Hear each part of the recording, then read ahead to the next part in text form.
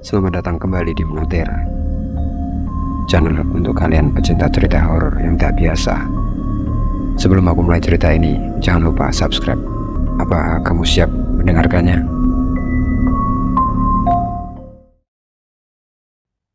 Malam itu dingin merasuk ke tulang, dan kabut tipis mulai mengembang di sekitar hutan. 5 pendaki muda, Budi, Andi, Sari, Tony, dan Putra, berkumpul di pos awal pendakian Gunung Lawu.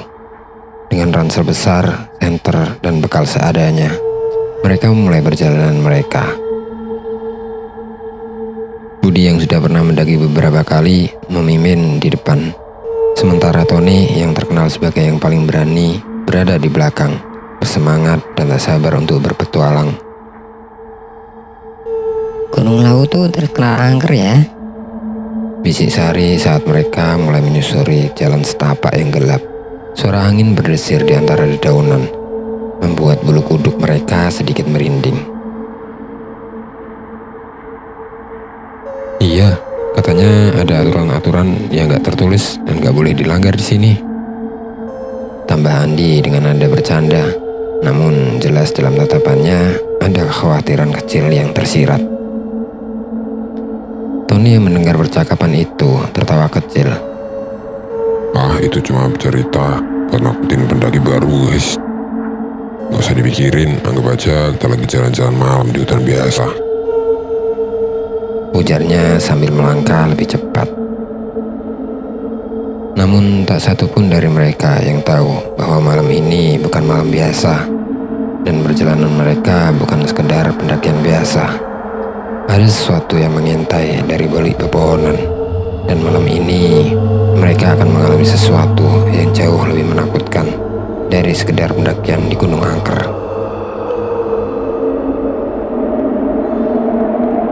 Senja mulai berganti malam, dan mereka terus berjalan di jalur yang semakin menanjak. Udara semakin dingin, dan setiap kali mereka melihat ke belakang, hanya kegelapan pekat yang menyelimuti jalan setapak mereka. Suasana mulai berubah menjadi sunyi, bahkan terlalu sunyi. Andi menghentikan langkahnya sejenak, mengangkat tangannya untuk memberi isyarat agar yang lainnya berhenti. Dengerin deh, kok sepi banget ya? Bisik Andi, matanya menatap pekat ke dalam kegelapan. Sari yang berdiri di sampingnya merasa ada sesuatu yang salah, namun tak berani mengungkapnya. Mereka semuanya terdiam, mencoba mendengarkan. Tidak ada suara binatang malam, tidak ada suara angin, hanya kesunyian yang terasa menusuk dan membuat mereka semakin waspada. Kemudian di tengah kesunyian terdengar suara pelan, seperti alunan musik dari kejauhan. Mereka saling berpandang, wajah mereka menunjukkan rasa bingung bercampur rasa takut. Musik itu terdengar aneh, seperti suara gamelan yang dipukul secara lambat dan konstan.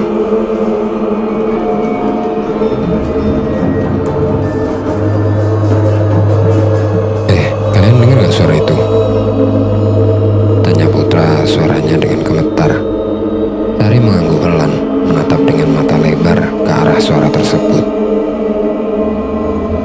Kayaknya dari arah sana, bisik Andi sambil menunjuk ke arah kanan, di mana suara itu semakin jelas. Mereka semua terdiam mendengarkan, tapi Tony tiba-tiba melangkah lebih dekat, terlihat penasaran dengan suara apa itu. Udah yuk kita lihat aja, siapa tahu ada sesuatu yang menarik. Katanya dengan penuh semangat, tanpa menyadari bahaya yang mungkin menanti mereka. Mereka akhirnya melangkah lebih dalam, mengikuti suara gamelan yang semakin jelas. Langkah demi langkah, mereka merasa semakin jauh dari jalur pendakian yang biasa. Pohon-pohon di sekitar semakin lebat, ranting-rantingnya menjulur seakan ingin menahan mereka agar tidak bisa melangkah lebih jauh. Cahaya senter mulai terasa redup di antara pekatnya kabut yang semakin tebal. Andi, yakin kita masih jalur yang benar? Tanya Budi, suaranya mulai penuh kekhawatiran. mencoba mengingat-ingat jalur itu, namun semua tampak berbeda. Pohon-pohon besar dengan akar menjalar di tanah dan semak-semak yang rapat membuat jalur semakin sulit dikenali. Tapi di tengah kebingungan itu, suara gamelan terdengar semakin dekat, seperti mengundang mereka untuk terus mendekat. Di depan mereka, di balik kabut itu, tiba-tiba tampak sebuah cahaya temaram. Cahaya lentera-lentera kecil yang tergantung di dalam pohon, membentuk jalanan sempit menuju ke arah yang tak mereka kenal. Semua menatap pemandangan itu dengan wajah tercengang. Ini kayaknya bukan jalur pendakian. Sari berbisik pelan, tubuhnya mulai gemetar. Meskipun rasa takut mulai menyelimuti mereka, Tony tetap melangkah maju. Ayo, gak usah takut, cuma suasana kabut aja yang bikin serem. Katanya sambil tersenyum tipis. Tapi dalam hati, mereka semua merasakan firasat yang buruk.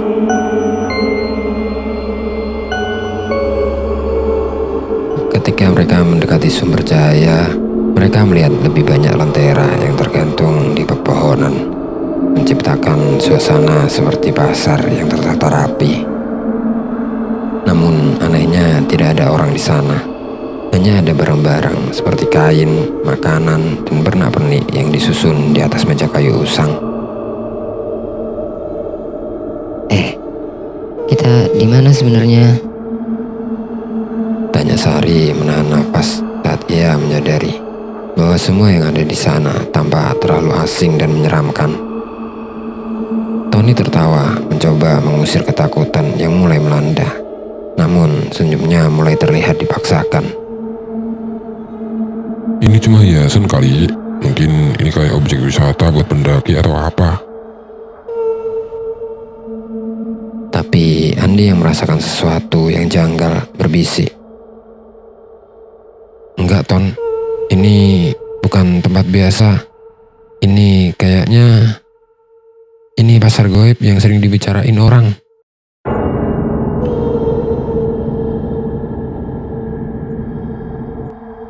Suasana semakin menegang. Bayangan kabur di antara kabut perlahan terlihat lebih jelas. Di sekitar mereka, sosok-sosok samar mulai muncul, berjalan dengan pelan di antara meja-meja kayu tua, seolah sedang berbelanja. Namun wajah mereka tak terlihat dengan jelas, seperti bayangan tanpa bentuk. Sosok-sosok itu terus melintas di sekitar mereka. Budi menggenggam senter dengan erat, tangannya mulai bergetar. Ton, kita harus pergi dari sini sekarang. Tapi Tony tetap bergeming, matanya terpaku pada satu meja di tengah-tengah kerumunan. Ia mendekati meja itu tanpa mengindahkan panggilan teman-temannya yang semakin panik. Tenang aja, aku cuma pengen lihat lebih dekat. Ujarnya dengan suara pelan, seakan tidak mendengar suara yang lain. Ketika Tony semakin mendekat, bayang-bayang itu mulai mengelilingi meja, memandang Tony dengan pandangan yang kosong dan tak dapat dijelaskan. Saat Tony meraih sesuatu di meja itu, tiba-tiba semua sosok di pasar goib berhenti bergerak, menolehkan kepala mereka yang samar ke arah Tony. Semua pendaki yang tersisa membeku menyaksikan Tony dikelilingi oleh sosok-sosok itu. Wajah Tony mulai memucat, tubuhnya terlihat bergetar, dan teriakannya lirih terdengar menggema di antara kabut. Tolong, jangan tinggalkan aku nggak mau di sini. Teriaknya Tony. Namun saat yang lain mencoba mendekat untuk menolong, sosok-sosok bayangan itu bergerak lebih cepat, menutup akses mereka, membuat jarak antara Tony dan yang lainnya semakin menjauh. Budi, Andi, Sari, dan Putra mencoba menarik Tony keluar dari kerumunan sosok bayangan yang semakin mendekat. Namun setiap kali mereka mendekat, kabut menjadi semakin tebal dan bayang-bayang itu semakin banyak. menghalangi mereka. Mereka mulai berlari tanpa tahu arah, mencoba menemukan jalan keluar dari kabut dan kerumunan sosok-sosok misterius itu. Tapi di tengah pelarian mereka, Tony menghilang dari pandangan mereka. Hanya terdengar suara teriakan Tony yang memudar dari kejauhan, seolah tenggelam dalam kegelapan yang pekat. Setelah berlari tanpa arah, mereka akhirnya keluar dari kabut tebal itu dan menemukan diri mereka kembali di jalur pendakian yang mereka kenali. Cahaya lentera dan pasar gaib di balik kabut sudah tidak terlihat lagi. Mereka hanya berdiri di terengah-engah menatap ke arah kegelapan di mana Tony terakhir kali terlihat.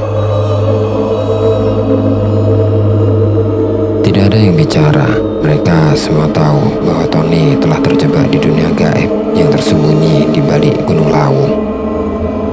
Dunia yang tak seharusnya mereka lihat dan yang tak akan pernah melepaskan siapapun yang berani memasuki wilayahnya tanpa izin.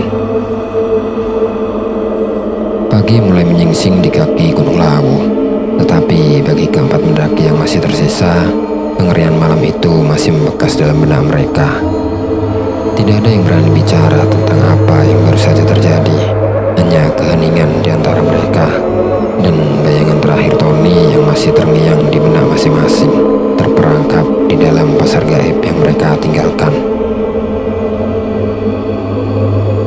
Saat tiba di pos awal pendakian, mereka disambut oleh petugas yang sudah menunggu.